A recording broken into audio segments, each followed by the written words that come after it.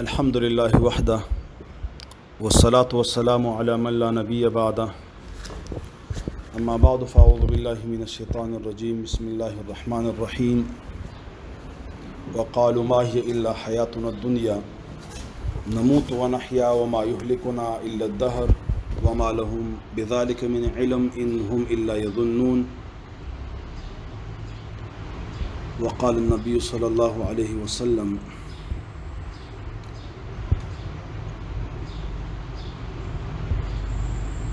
إذا طلع النجم يعني الثريا رفعت العاهة عن الثمار.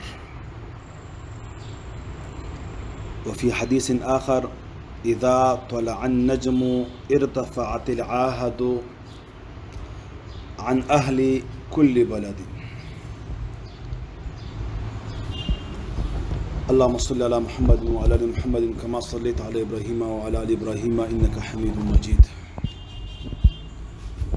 نن زه غواړم چې تاسو ته د یو څو خبرو وضاحت وکم. یو خبره خدا ده چې د سوریا ستوري باره کې عام یو خبره گردش کوي په سوشل میډیا، تر دې چې بعضې عرب علماو هم په دې باندې ډېرې خبرې کړي دي.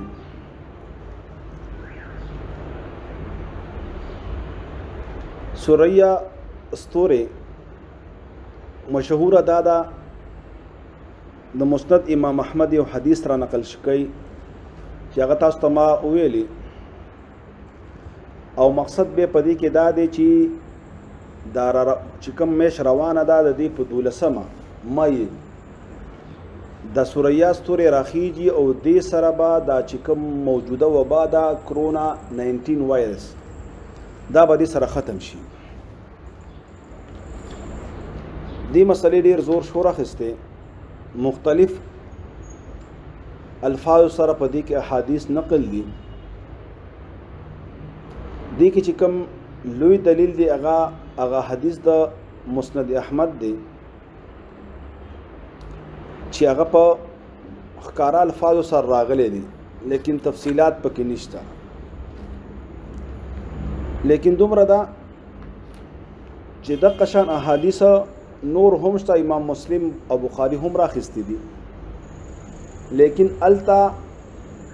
موضوع جدا ده، مسله جدا ده او الفاظ نور دي چې د هغې تشریح التا اسانه ده. دا خبره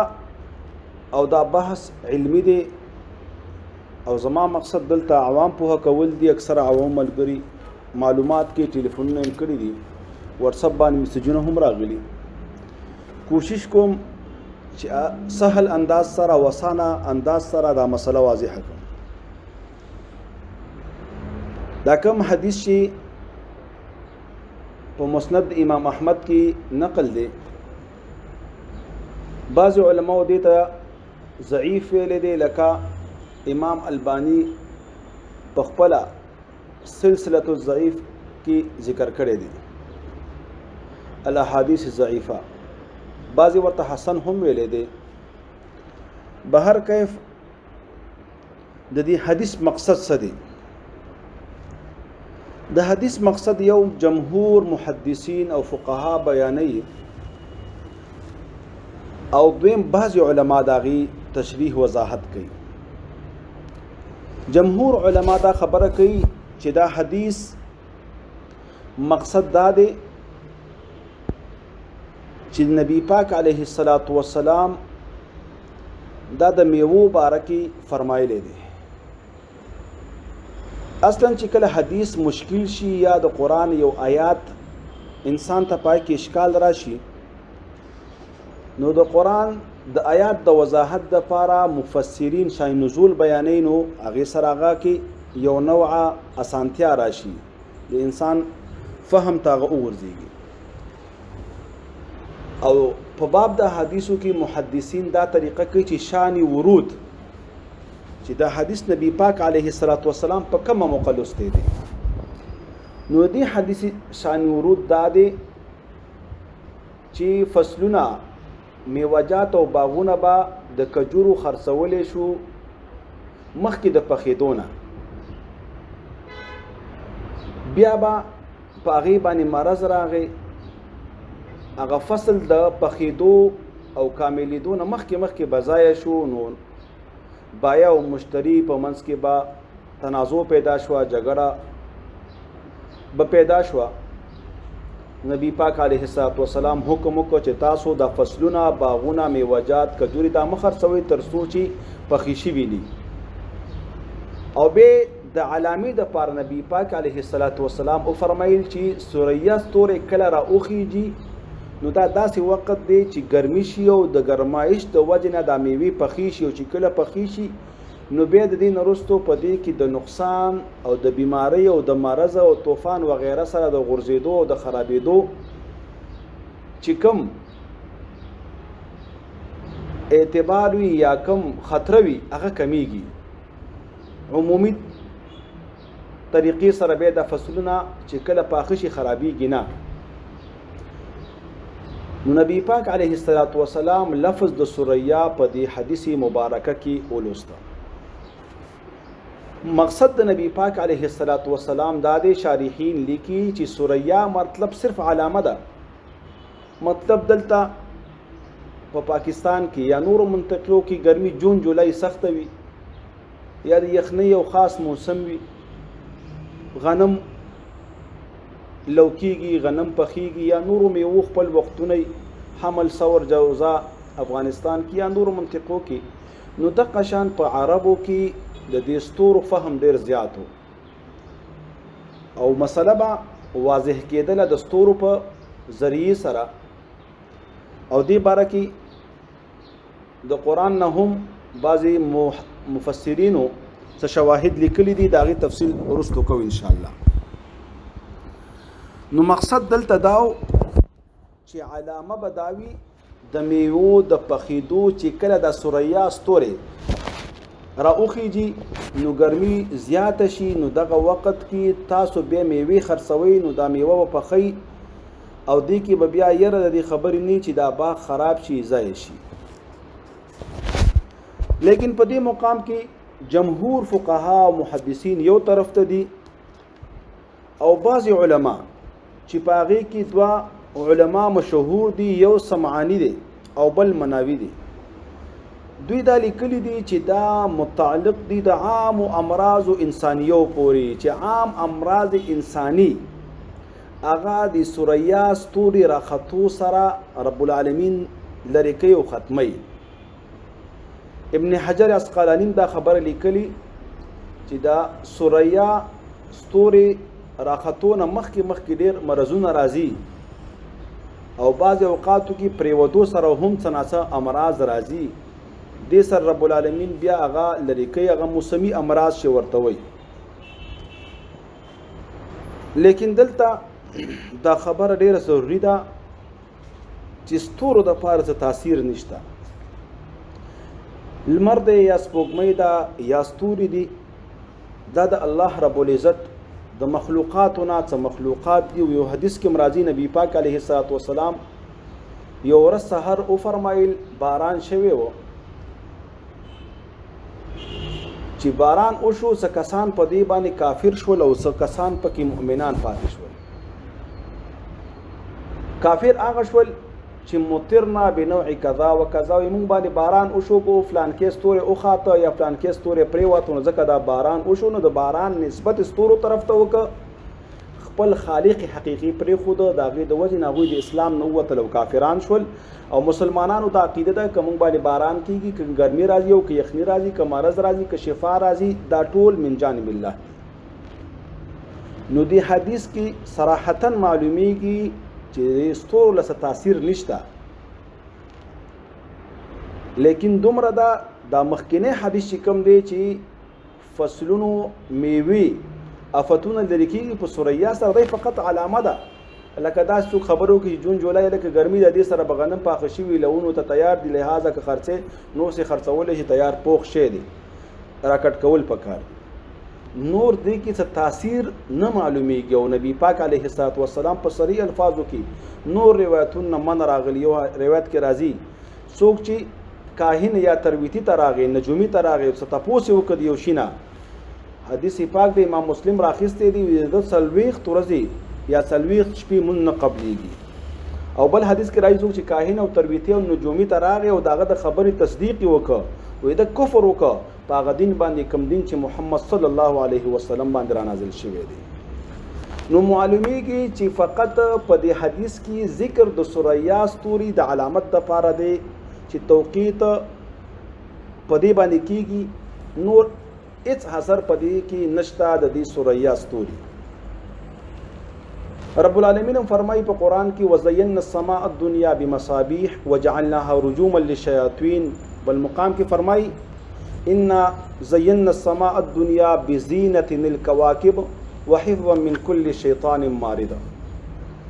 بل مقام کی راضی الا من خطف الخطفة فاتبعه شهاب ثاقب امام قتاده چې مشهور مفسر دی اغلی کی چې دستور درې فائدې مونږ ته په قران کې رب العالمین ذکر کړی دي یو دا چې دا زینت دی د اسمان د پاره ان زینا السماء وزینا السماء دا دوه الفاظ په دوه آیاتونو کې راغلي دي دویم دا علائم دي لکه د دې آیات کریمه په اخره کې راځي وبالنجم هم يهتدون او دریم په دې باندې غسرکشه شیطانان چې اسمان تخیجو د ملائکو خبرو ته وکي دي هغه پی وشتل کیږي وحفظا من كل شیطان مارد او بل مقام کې راځي الا من خطف الخطف فاتبعه شهاب ثاقب لہذا ستورو کې نور فیدی یا نور تاثیرات لټول دا با مشرکانه طریقه وي او دا با عقیده د مشرکین وي د مسلمان با عقیده دا وي چې ارڅ اثر هغه الله سره دی خالق د خیر او شر خالق د باران او د کلی ارڅ الله سره دی دا خو د سوریا ستوري څه وضاحت شو خلاصه د خبرې دا ده چې کوم حدیث دی د شان ورود نه معلومیږي چې دا خاص دی فقط د میوو پوری او میوو کې یو علامه یو وخت نبی پاک خودلې چې دغه وخت ته پوری ګرمي شي او میوي پخې شي دینه پس دی کې نقصان راتلل کم وي لہذا خرڅول شي نو لانجا جګړه او خفقان به پکې ناراضي مشهور احادیث دي مونږ لست دي امام طحاوی او نور علماو علامه طیبی دي ډیر تشریحات کړي دي چې بیعه بنه کې د میوو قبل مخکې د پخېدونه لیکن دا آفت او وبا پورې او یا خاصتا په دې دور کې 2020 کې دا د کرونا 19 پورې خاص کول چې 12 مئی باندې به دا کرونا خاتمه وشي ختمه بشي نو نیک فعلی خو شریعت کې شته هغه به موږ ومنو تاثیر الله لره دی لیکن که الله مکا که چرته داسې اونشي او 12 مئی باندې دا ختم نشو نن دا 2 مئی دی نو بیا خو با کافرانو ته مشرکانو ته یو مکمل او شو په حدیث باندې باغوي کوته اوچته کی او منکرین حدیث اسی هم د حدیثو مخالفت کوي لہذا دا نظریه درست نه ده صحیح نظریه دا چې حدیث کې مقصد دا دی چې دا علامه ده دغه وخت چې په کوم وخت کې میوه پخېږي او فقط دویمه خبره ضروري ماته وګڼله تیر ورځ یو ریډیو کې یو انټرویو د بنيري صاحب سره د ډاکټر غامیدی صاحب او زمونږ د استاد محترم دکتور قبله یاس صاحب قبله یاس صاحب چې کومې خبرې وکړي هغه خو یو حد پورې ټیک وي لیکن غامیدی صاحب نه تپوس چې کله وکړه بنيري صاحب چې دا کوم افتونه راځي علما د دې باره کې دا خبره کوي چې دا د ګناهونو د وجې نه دي نو هغه ډېر په عجیبه انداز سره ویلي چې نه دې سره د ګناه هېڅ تعلق نشته او دا راځي دا بې حیایي ده دې سره هېڅ تعلق نشته که یو فوټه نسوړې اوچتي یا کمې د هغه اوږده انټرویو ده الفاظ دي تاسو به اورېدلي که نه اورېدلي نو په ریډیو کې اوس هم شته غالبا ډیوه ریډیو نو د هغې باره کې ما دا آیات کریمه تاسو ته په ابتدا کې ولوسته رب العالمین فرمایي د سورة جاسیه آیات کریمه دی وقالوا ما هي الا حیاتنا الدنیا نموت ونحیا وما یهلکنا الا الدهر چې د زماني افتونه دي او هغه موږ هلاکوي نه د مسلمان عقیده رب العالمین خپل په قرآن کې ښودلې ده وما اصابکم من مصیبت فبما کسبت ایدیکم ویعفو عن کثیر کم مصیبت چې انسان ته رسیږي دا د هغه ګناهونو د وجه نه چې کوم د لاسونو په ګناه کې ککړ دي.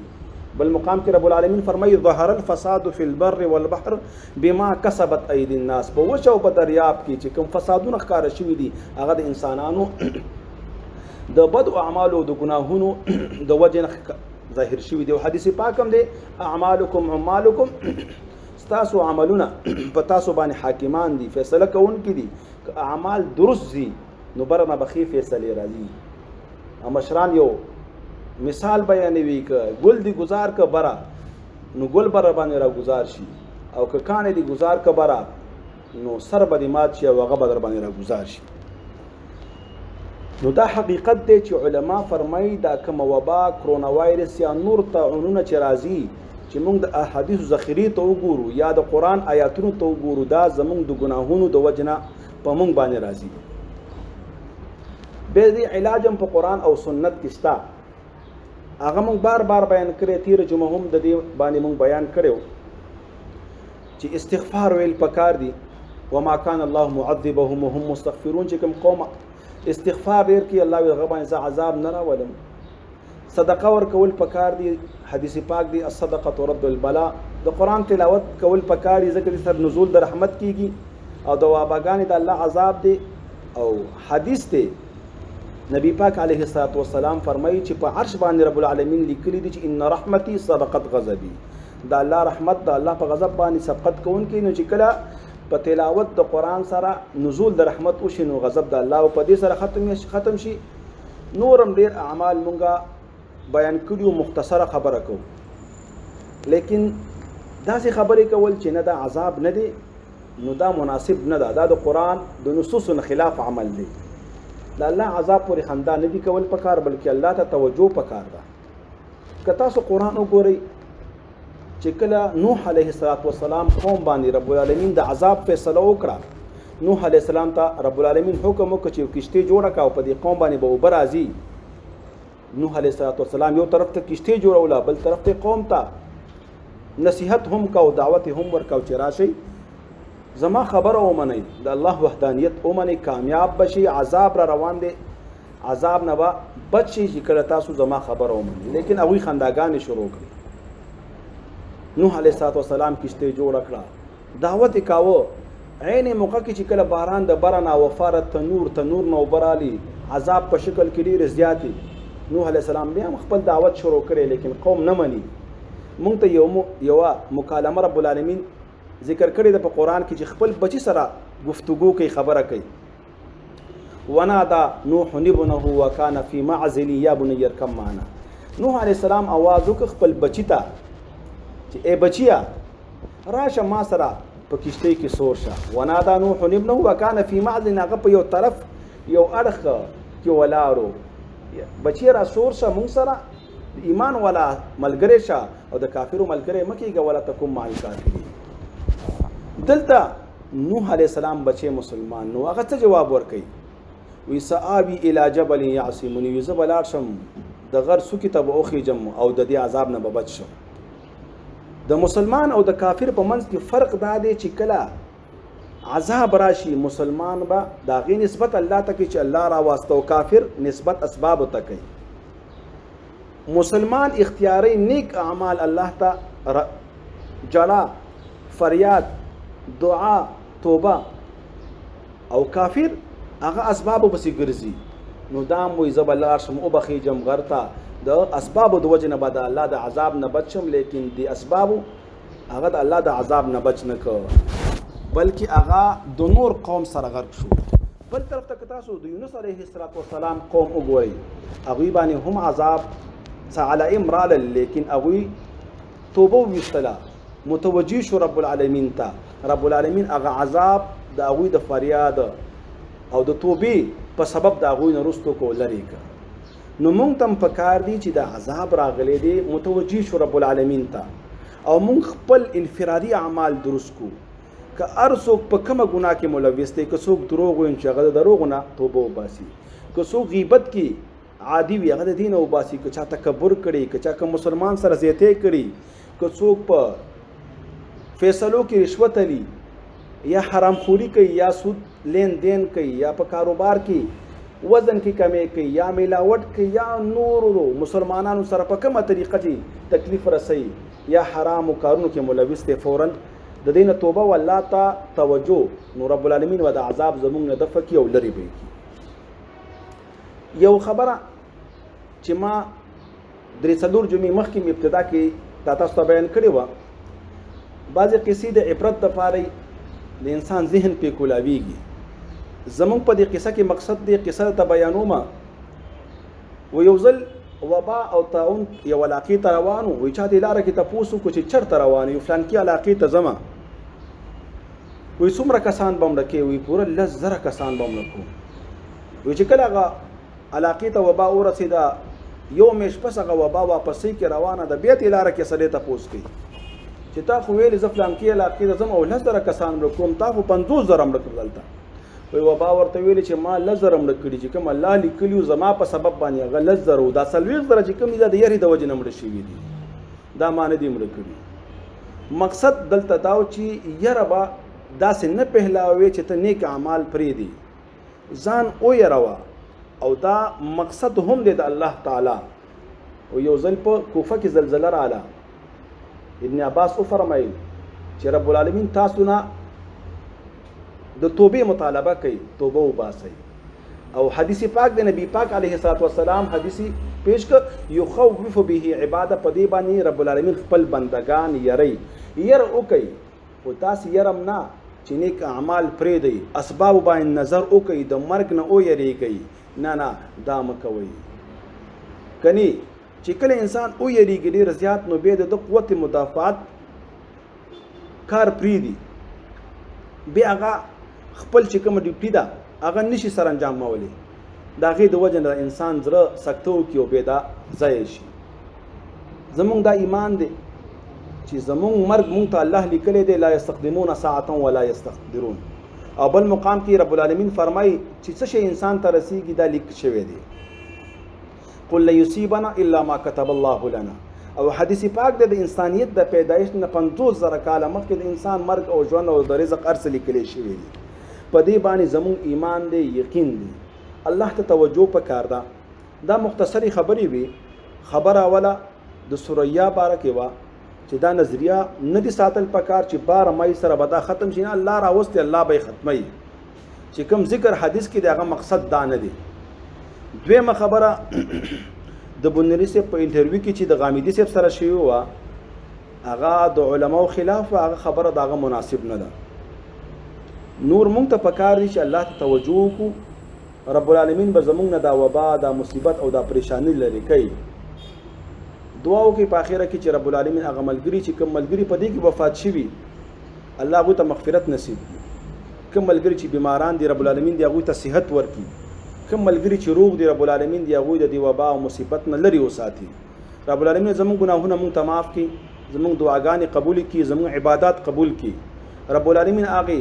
دعاګانو کې چې نبی پاک علیه الصلاۃ والسلام د امت دپاره غوښتي دي برپور زموږ حصه وکړي.